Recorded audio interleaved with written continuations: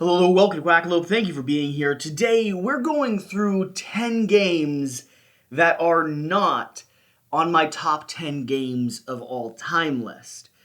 I know, a little bit of a weird twist on the video, but hold out for me because this is going to be a list you're going to want to see. First off, all of these games are amazing, and these are the games that were in contention for my top 10 zone. So if I was going to do a top 20, these would be the next 10 games in line, give or take a few.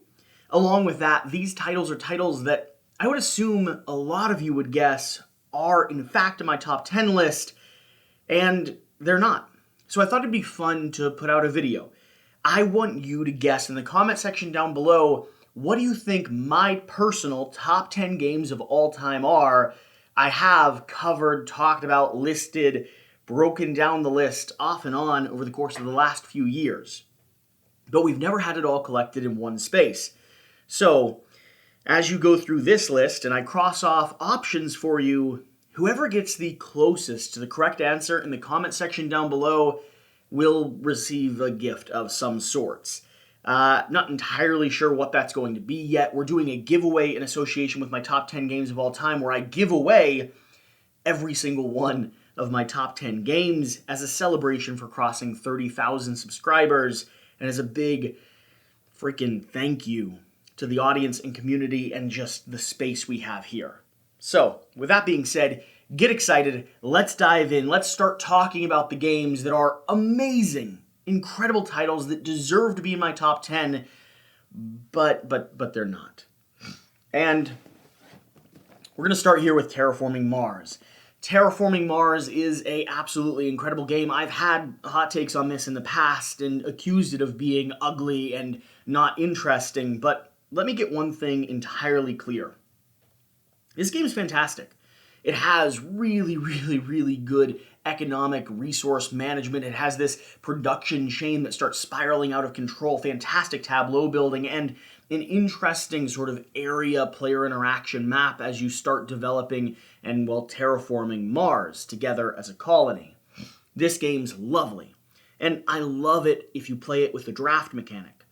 It didn't make it into my top 10 list for a variety of reasons. First off, the genre isn't quite there for me, the theme doesn't make it over, and the artwork and aesthetic, I'm sorry, it really has to shine for it to make it into that top 10, and because I only ever want to play with a few of the expansions and the draft mechanic as the official way to play, this one based off standard rules and the amount of times I've got it at the table, it's just not doing it. Absolutely incredible game, would comfortably be in my top 20, but it's not going to be in the top 10, so cross that off your list of guesses. Next, Quacks of Quedlinburg, a game that I own the expensive upgrade components for. That's why the box is a little perforated on the sides, and namesake-wise, this game should be in my top 10. You'd think it is an absolutely fantastic bag-building game where you're pressing your luck, doing your very best to not boil over a pot, adding ingredients, spiraling out of control, doing your very best to beat everyone around the table by scoring the most coin, the most victory points, brewing the best potion, and ultimately having the best luck or strategy-ish. I love this game. This is so much fun. Laugh out loud, belly laughter, pressure, tension, urgency, but it's not, sadly, it's not here in my top 10 list of games. And honestly, the reason it got knocked off is because there's a few other more lightweight, accessible games that I would rather play instead of it. This game deserves to be in my top 10. It's probably top 12, 13. It's right on the edge, the barrier entry, but it didn't make it across that line. Next. Oh, you can hear the upgraded components and broken token inside of this Spirit Island box rattling around. Spirit Island, an incredible solo adventure game, an incredible solo game where you're doing your very best to balance the escalating tension of colonists moving on to, well, an island of inhabitants and people with the spirits fighting back to protect the Dahan. This game's great. As a solo and cooperative puzzle, it's probably one of the best out there. The spirits are unique. The deck building or card kind of upgrading hand management's really fun. The powers and abilities that you get to play with really escalate out of control. I am glad I finally got this one to the table, and I understand why everyone loves it so much.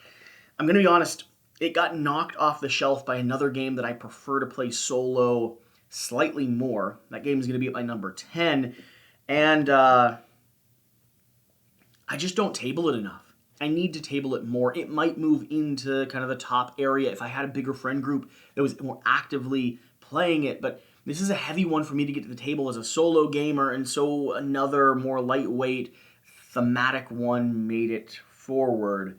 But Spirit Island, absolutely fantastic game, wonderful game, deserves to be in most people's top 10. One that might surprise a few of you. Root.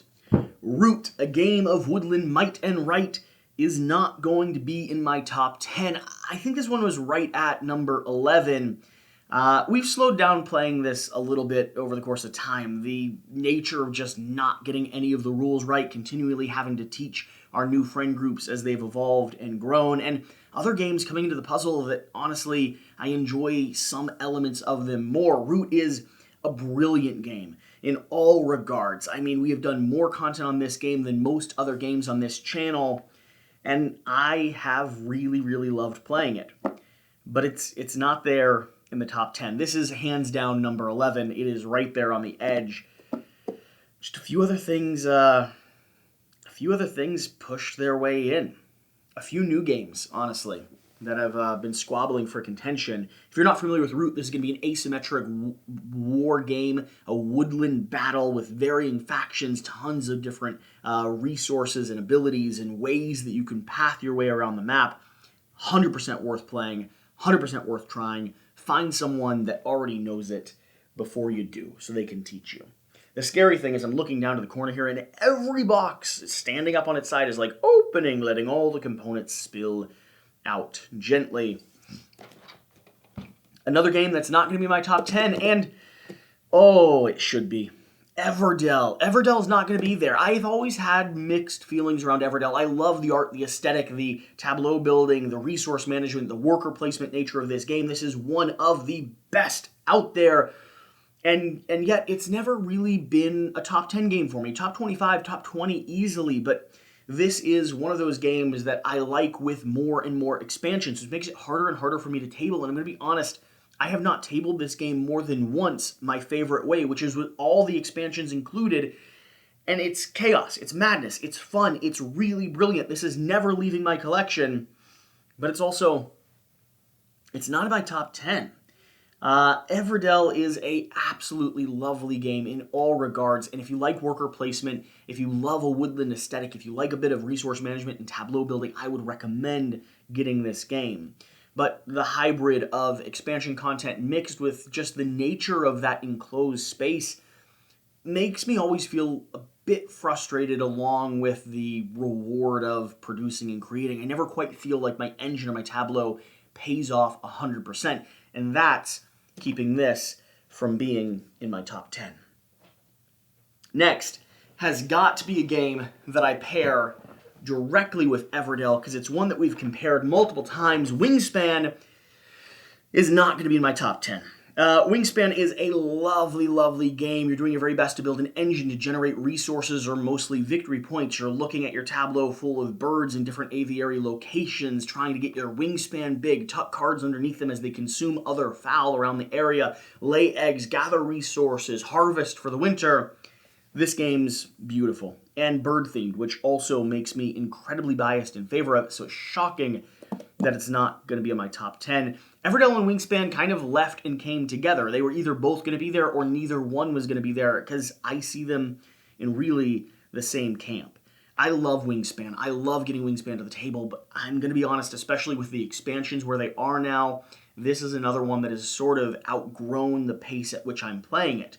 I still want it in my collection. I still want to play it all the time, but I don't often recommend it. And the 10 games that are in my top 10, I kind of want to get them to the table more, or I do get them to the table more often than I get Wingspan.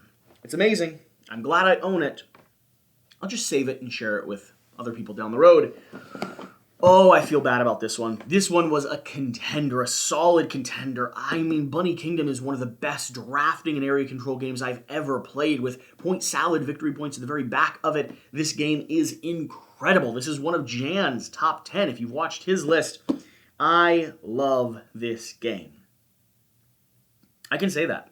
I don't need to say anything else, I don't think. If you like drafting, if you like point salads, if you like a bit of area control, if you love adorable bunny-themed games, Bunny Kingdom is a no-brainer. Go out and buy it right now. You won't regret it. If you like what I've said so far, you really, really should get it. You're going to be passing cards around the table, doing your very best to collect terrain map and scoring cards. You're going to be placing bunnies down into the terrain location, establishing your control, building castles up into the sky, and at the end of the game, you're going to categorize it all. Where do you have regional control? How much space do you have, and what cards have you kept that allow you to score for those locations that you currently occupy?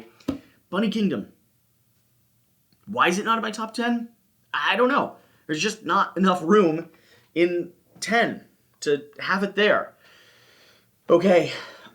Oh, a big old game from Mythic Game, a game that I'm still searching through, still exploring, still have content we're producing for it. We have a full gameplay campaign coming out on this game, and yet it's not there in my top 10. Solomon Kane is incredible. It is such a weird, abstract take on an exploration, open world game, journeying you through this, the principles or the providence that you're controlling as you guide Solomon from one stage to another, doing your very best to lead him on the path of light. It has compelling stories, an old school kind of historic vibe. It digs into the lore and the nature of Solomon Kane in a way that I really appreciate, being someone that was raised in the Methodist Church, reading things like Pilgrim's Progress as I grew up. That Protestant faith, that fighting against the demons, is something that just resonates with me.